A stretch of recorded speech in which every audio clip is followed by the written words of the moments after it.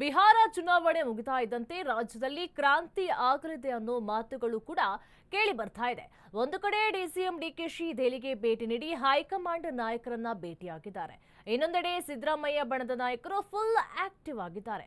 ಅಲ್ಲದೆ ನಿನ್ನೆ ಮಂಗಳೂರಿನಲ್ಲಿ ಸಿಎಂ ಸಿದ್ದರಾಮಯ್ಯ ಕೊಟ್ಟಂತಹ ಹೇಳಿಕೆಯೊಂದು ಕಾಂಗ್ರೆಸ್ನಲ್ಲಿ ಭಾರೀ ಚರ್ಚೆಯನ್ನು ಹುಟ್ಟಾಕಿದೆ.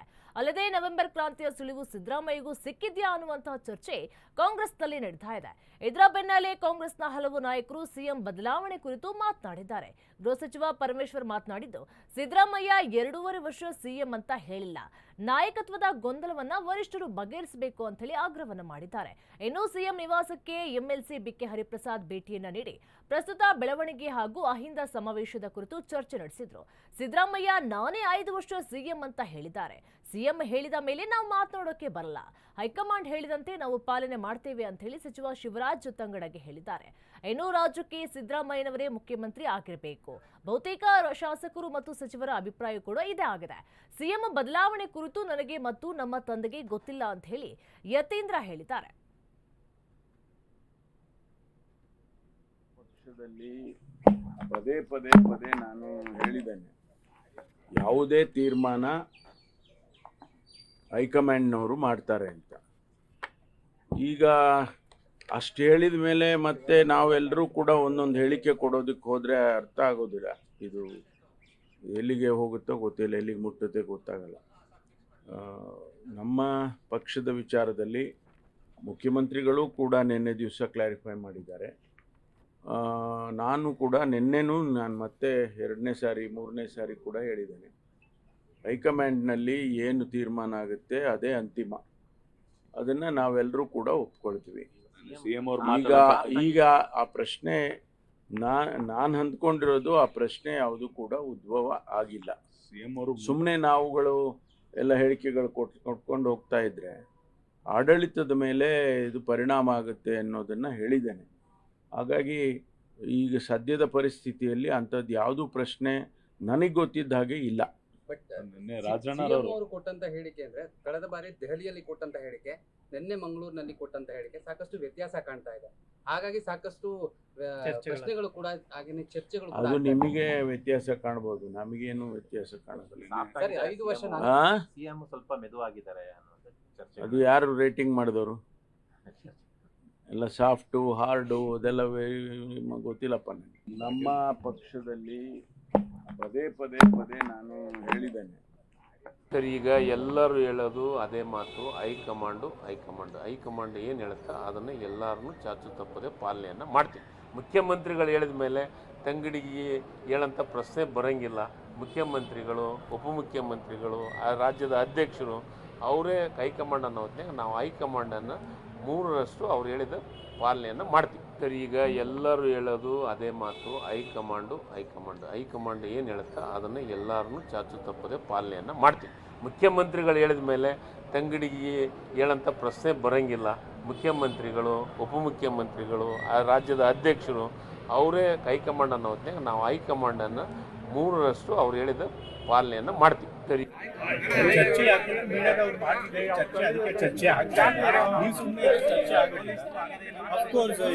ಯಾರೇ ಸಿಎಂ ಪೋಸ್ಟ್ ಮುಂದುವರಿಬೇಕು ಅಂತಂದ್ರೆ ಅದು ಹೈಕಮಾಂಡ್ ಅವರು ತೀರ್ಮಾನ ಅದನ್ನೇ ಹೇಳಿದಾರಪ್ಪ.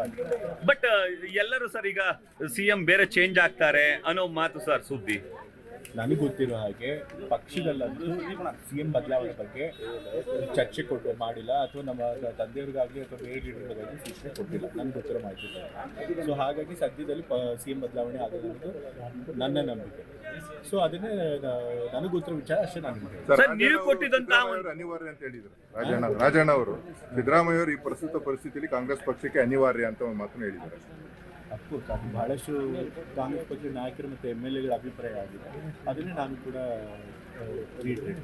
ಸರ್, ನೀವು ಕೊಟ್ಟ ಸ್ಟೇಟ್ಮೆಂಟ್ ಸರ್ ಸತೀಶ್ ಜಾರಕಿಹೊಳಿ ಅವ್ರದ್ದು ಸಾಕಷ್ಟು ಚರ್ಚೆ ಆಗ್ತಿದೆ ಸರ್. ಅದಕ್ಕಾಗಲೇ ಸ್ಪಷ್ಟನೆ ಕೊಟ್ಟಾಗಿದೆ. ಈಗಾಗಲೇ 6 ದಿವಸ ಆಯ್ತು ಕೊಟ್ಟು ಹೇಳಿಕೆ, ಮತ್ತೆ ಯಾಕೆ ಅದನ್ನೇ ಚರ್ಚೆ ಮಾಡ್ತಿದ್ದೀವಿ?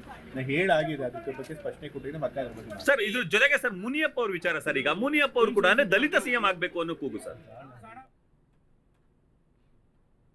ಸದ್ಯ ಕಾಂಗ್ರೆಸ್ನಲ್ಲಿನ ಕುರ್ಚಿ ಕಿತ್ತಾಟ ವಿಪಕ್ಷಗಳಿಗೆ ಅಸ್ತ್ರವಾಗಿದೆ. ಕಾಂಗ್ರೆಸ್ ಸರ್ಕಾರದ ವಿರುದ್ಧ ವಿಜೇಂದ್ರ ವಾಗ್ದಾಳಿಯನ್ನು ನಡೆಸಿದ್ದು, ನವೆಂಬರ್ ಕ್ರಾಂತಿ ಅಂತೇಳಿ ಕಾಂಗ್ರೆಸ್ ಶಾಸಕರೇ ಹೇಳ್ತಿದ್ದಾರೆ. ಕಾಂಗ್ರೆಸ್ ಕಚ್ಚಾಟದಿಂದ ಸರ್ಕಾರದ ಮೇಲೆ ವಿಶ್ವಾಸ ಇಲ್ಲ ಅಂತ ಹೇಳಿ ಕಿಡಿಕಾರಿದ್ದಾರೆ. ಕಾಂಗ್ರೆಸ್ ಸರ್ಕಾರದಿಂದ ಜನರು ರೋಸಿ ಹೋಗಿದ್ದಾರೆ. ಇನ್ಯಾವುದೇ ಜನ್ಮದಲ್ಲೂ ಕಾಂಗ್ರೆಸ್ ಅಧಿಕಾರಕ್ಕೆ ಬರಲ್ಲ ಅಂತ ಹೇಳಿ ಛಲವಾದಿ ನಾರಾಯಣಸ್ವಾಮಿ ಆಕ್ರೋಶವನ್ನು ಹೊರಹಾಕಿದ್ದಾರೆ.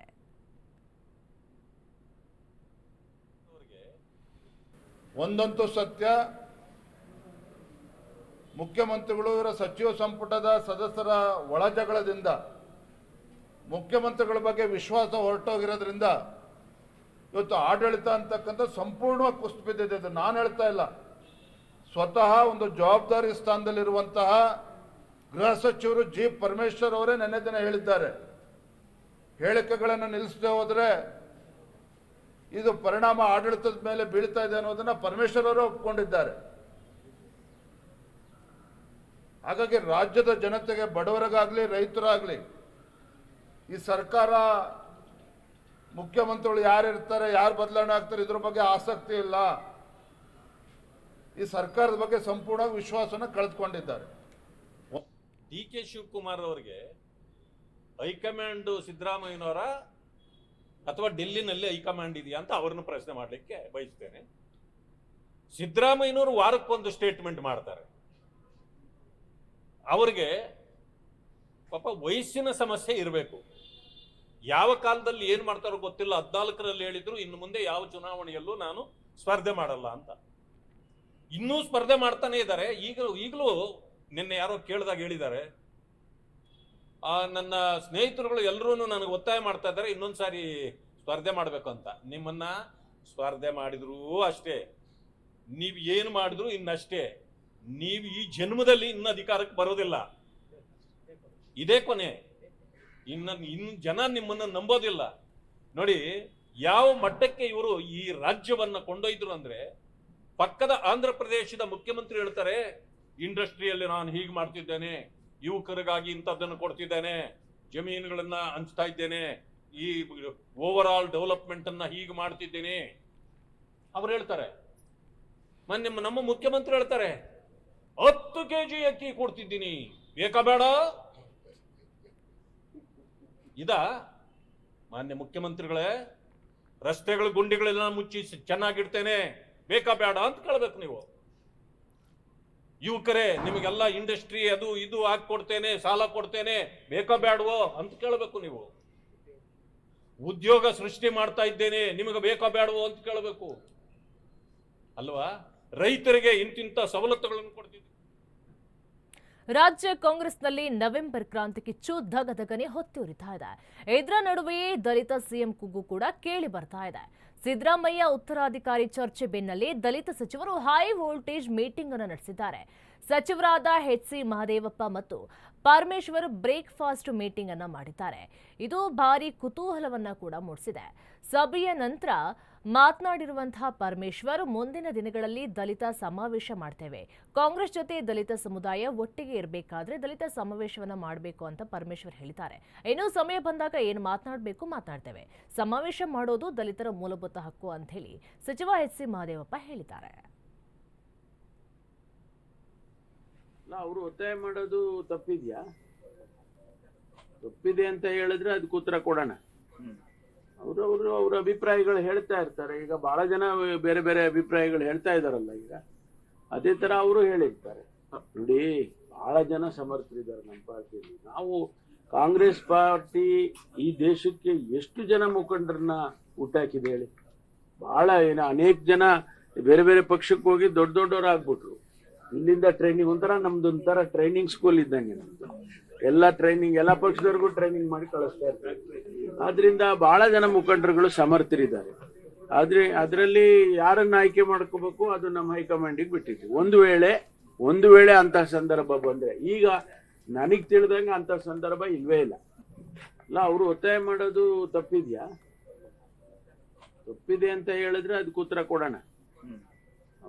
ಅವ್ರ ಅಭಿಪ್ರಾಯಗಳು ಹೇಳ್ತಾ ಇರ್ತಾರೆ. ಈಗ ಬಹಳ ಜನ ಯಾರ ಮೇಲೂ ನಿಂತಿರೋದಿಲ್ಲ. ದೇಶ ಸನ್ನಿವೇಶಗಳನ್ನು ಸೃಷ್ಟಿ ಮಾಡ್ತಾರೆ. ಈಗ ಎಲ್ಲರೂ ಕೂಡಿ ಒಂದು ಸಂಸ್ಥೆಯನ್ನ, ಸಂಘಟನೆಯನ್ನ, ಒಂದು ಚಳುವಳಿಯನ್ನ ಕಟ್ಟಬೇಕು. ಆದರೆ ಇವ್ರು ಇದ್ರೆ ಆಗುತ್ತೆ, ಇವ್ರು ಇಲ್ಲದೇ ಆಗಿರೋದು ಅದು ಒಂದು ಅಂಧಾಭಿಮಾನದ ವಿಷಯಗಳು. ನನ್ನ ಪ್ರಕಾರ ಆ ಥರ ಹೊಗಳ್ಬಟ್ಟಾಗೋಕ್ಕಾಗೋದಿಲ್ಲ. ನಮಗೆ ಗೊತ್ತಾದ ಪ್ರಕಾರ ಹೈಕಮಾಂಡ್ ಎಲ್ಲನೂ ಗಮನಿಸ್ತಾರೆ, ಸೂಕ್ಷ್ಮವಾಗಿ ಎಲ್ಲನೂ ಗಮನಿಸ್ತಾರೆ. There are busy with the Bihar election ಅಂತ ಅನ್ಕೊಂಡಿದ್ದೀನಿ. ಅದು ಆ ಥರ ಸನ್ನಿವೇಶ ಸೃಷ್ಟಿ ಆಗಿಲ್ಲ. ಸನ್ನಿವೇಶ ಬಂದಾಗ ಎಲ್ಲಿ ಯಾವಾಗ ಏನು ಹೇಳಬೇಕು ಅದು ಹೇಳೇ ಹೇಳ್ತೀನಿ. ಆ ವಿಚಾರದಲ್ಲೆಲ್ಲ ಒಗ್ಗಟ್ಟಿದ್ದೀರಾ ಸರ್? ಶಾಸಕರು, ಸಚಿವರು, ಸಮುದಾಯದವರೆಲ್ಲ ಆ ವಿಚಾರದಲ್ಲಿ ಒಗ್ಗಟ್ಟಿದ್ದೀರಾ? ಅದಿನ್ನೂ ಪ್ರಸ್ತಾಪ ಬಂದಿಲ್ವಲ್ಲ, ಪ್ರಸ್ತಾಪನೆ ಬಂದಿಲ್ವಲ್ಲ. ಬಂದಾಗ ಏನು ಹೇಳಬೇಕು, ಎಲ್ಲಿ ಹೇಳಬೇಕು ಹೇಳಿ ಹೇಳ್ತೀವಿ. ಪ್ರಸ್ತಾಪಕ್ಕೆ ಅವಕಾಶ ಕೊಡದೆ ಏನಾದ್ರು ತೀರ್ಮಾನ ಮಾಡಿದ್ರೆ ಹೈಕಮಾಂಡ್ ಏನ್ ಮಾಡ್ತಾರೆ? ಹೈಕಮಾಂಡು ಇನ್ನೂ ಈ ಕಡೆ ಗಮನ ಹರಿಸ್ತಾರೆ. ಸನ್ನಿವೇಶ ಬಂದಾಗ ಎಲ್ಲರ ಅಭಿಪ್ರಾಯ ಕೇಳ್ತಾರೆ, ಅದ್ರ ಮುಂದೆ ಏನು ಹೇಳ್ಬೇಕು ಹೇಳ್ತೀವಿ. ಇನ್ನು ಇಬ್ಬರ ಸಚಿವರ ಬ್ರೇಕ್ಫಾಸ್ಟ್ ಮೀಟಿಂಗ್ ಬಗ್ಗೆ ಸಚಿವ ಸತೀಶ್ ಜಾರಕಿಹೊಳಿ ಮಾತನಾಡಿದ್ದು, ಸಚಿವರು ಬೇರೆ ಬೇರೆ ವಿಚಾರಕ್ಕೆ ಸಭೆಯನ್ನು ಸೇರಿದ್ದಾರೆ. ಸಿದ್ದರಾಮಯ್ಯ ನಾನೇ ಸಿಎಂ ಅಂತ ಹೇಳಿದ್ದಾರೆ. ಸಿಎಂ ಹೇಳಿದ ಮೇಲೆ ನಾವು ಮಾತನಾಡೋದು ಸರಿಯಲ್ಲ ಅಂತ ಹೇಳಿದ್ದಾರೆ. ಇನ್ನು ಮುನಿಯಪ್ಪ ಸಿಎಂ ಆಗೋದಕ್ಕೆ ಅರ್ಹರ ಅಂತ ಹೇಳಿ ನಿನ್ನೆ ಪರಮೇಶ್ವರ್ ಹೇಳಿದ್ರು. ಇದಕ್ಕೆ ಮುನಿಯಪ್ಪ ಪ್ರತಿಕ್ರಿಯೆಯನ್ನು ನೀಡಿದ್ದು, ನನ್ನ ಸೀನಿಯಾರಿಟಿ ಬಗ್ಗೆ ಸಚಿವ ಪರಮೇಶ್ವರ್ ಹೇಳಿದ್ದಾರೆ. ಹೈಕಮಾಂಡ್ ಏನ್ ತೀರ್ಮಾನ ಮಾಡುತ್ತೋ ಅದಕ್ಕೆ ಬದ್ಧ ಅಂತ ಹೇಳಿದ್ದಾರೆ. ಆ ರೀತಿ ಯಾವುದೇ ಇಲ್ಲ. ನಿನ್ನೆ ಕೂಡ ಹೇಳಿದೀವಿ, ಸಿಎಂ ಸದ್ಯಕ್ಕಂತ ಇಲ್ಲ ಅಂತ ಹೇಳಿದೀವಿ. ಅವ್ರು ಸೇರಿರ್ಬೋದು, ಅದು ಸೇರಿದಕ್ಕೆ ದಲಿತರು ಬೇರೆ ಬೇರೆ ವ್ಯಾಖ್ಯಾನ ಮಾಡ್ಲಿಕ್ಕೆ ಆಗೋದಿಲ್ಲ. ಅದು ಹೈಕಮಾಂಡಿಗೆ ಮುಟ್ಟಬೇಕಾದ, ಅವ್ರಿಗೆ ಮುಟ್ಟಬೇಕಾದ ವಿಚಾರ. ಸೊ ಅವಾಗ ಏನಾದ್ರ ಬಗ್ಗೆ ಅವರು ಚಿಂತನೆ ಮಾಡೋದು. ಮೊನ್ನೆ ಹೇಳಿಲ್ಲ, ಈಗ ಅವಕಾಶ ಕಾಯ್ಬೇಕಂತ ಹೇಳಿದ್ವಿ, ಕಾಯ್ಬೇಕಷ್ಟೇ. ಕಾದ್ ನೋಡೋಣ. ಈ ಸದ್ಯಕ್ಕಂತ ತಕ್ಷಣ ಅಂತ ವಿಚಾರ ಯಾವುದು ಕೂಡ ನಮ್ಮ ಮುಖಂಡರಲ್ಲಿ ಇಲ್ಲ. ಸೊ ವೇಟ್ ಮಾಡೋಣ. ನಿನ್ನೆ ಹೇಳಲ್ಲ, ಸಿಎಂ ಅವರು ಹೇಳಿದ್ದಾರೆ. ಈಗ 2ನೇ-3ನೇ ಸಾರಿ ಹೇಳೋದು ಅವರು. ಸೊ ಅದ್ರ ಹೇಳಿದ್ಮ್ಯಾಗ ಮತ್ತೆ ನಾವು ಅದಕ್ಕೆ ಎಂಡರ್ಸ್ ಮಾಡೋದು ಅವಶ್ಯಕತೆ ಇಲ್ಲ. ಅವರು ಹೇಳಿದ್ದಾರೆ 5 ವರ್ಷ ಇರ್ತೀವಿ ಅಂತ. ಇನ್ನು ಅದ್ರ ಬಗ್ಗೆ ಸಿಎಂ ಹೇಳಿದ್ಮ್ಯಾಗ ನಾವು ಹೇಳೋದು ಅವಶ್ಯಕತೆ ಇಲ್ಲ. ಇನ್ನು ಅವರೇ ಹೇಳ್ಬೇಕು. ಸಿಎಂ ಅವ್ರು ಹೇಳಿದ್ಮ್ಯಾಗ ಇನ್ನೇನು ನಾವು ಹೇಳಕ್ಕಾಗಲ್ಲ. ನಿನ್ನೆ ಹೇಳಿದ್ದಾರೆ, ನಿಮ್ ಮುಂದೆ ಹೇಳಿದ್ದಾರೆ. ಯಾವಾಗಲೂ ಸಿಎಂ ಅವ್ರು ಹೇಳಿದಾಗ ಹೈಕಮಾಂಡ್ ಅಂತ ಹೇಳಿದ್ದಾರೆ. ಅವ್ರ ರೆಫರೆನ್ಸ್ ಮುಂದೆ ಹೇಳಿದ್ದಾರೆ. ನಿನ್ನೆ ಕೂಡ ಹೇಳಿದ್ದಾರೆ, ಮುಂಚೆ ಕೂಡ ಹೇಳಿದ್ದಾರೆ. ಹೈಕಮಾಂಡ್ ಅಂತ ಎಲ್ಲೂ ಕೂಡ ಅವರು ಅದ್ರ ಪದ ಬಳಸಿದ್ದಾರೆ, ಬಳಸಿಲ್ಲ ಅಂತಿಲ್ಲ, ಬಳಸಿದ್ದಾರೆ. ಸೊ ಇಷ್ಟು ಮಾತ್ರ ಅವ್ರು ಕೂಡಿದ್ದಾರೆ. ಟೀ ಆಗಿರ್ಬೋದು ಅಷ್ಟೇ, ಬ್ರೇಕ್ಫಾಸ್ಟ್ ಆಗಿರ್ಬೋದು, ಟೀ ಆಗಿರ್ಬೋದು ಅಷ್ಟೇ. ಅದನ್ನ ನಾವು ಹೋಗಿ ಮತ್ತೆ ಆ ಕಡೆ ಈ ಕಡೆ ಒಯ್ದು ಸರಿ ಅಲ್ಲ. ಸೊ ನಿಮ್ಗೆ ಹೇಳಿದ್ದಾರೆ ಹೈಕಮಾಂಡ್ ಪರಮೇಶ್ವರ್ ಅವರು ಹಿರಿಯ ನಾಯಕರು ನಮ್ಮ ಪಾರ್ಟಿಯಲ್ಲಿ. ಬಹುತೇಕ ಪ್ರದೇಶ ಕಾಂಗ್ರೆಸ್ ಅಧ್ಯಕ್ಷರಾಗಿ 8 ವರ್ಷಗಳ ಕಾಲ ಒಬ್ಬ ಅಧ್ಯಕ್ಷರಾಗಿ ಕೆಲಸ ಮಾಡಿದ್ರೆ ಅವರು ಮೊದಲನೇವರು.